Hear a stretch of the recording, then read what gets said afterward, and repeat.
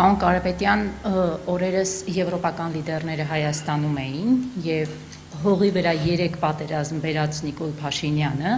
եվրոպացի լիդերներից օգնություն խնդրեց հիբրիդային պատերազմների դեմ պայքարելու համար։ Ըստ ձեզ ինչու է հիբրիդային պատերազմը Փաշինյանը դարձրել քաղաքական օրակարգ։ Ինչ վերաբերվում է եվրոպական լիդերներին եւ հիբրիդային պատերազմին, ես գտնում եմ հիբրիդային պատերազմ Հայաստանում վարում է միայն քաղաքացիական պայմանագիր կուսակցությունը իր ղեկավարի հետ,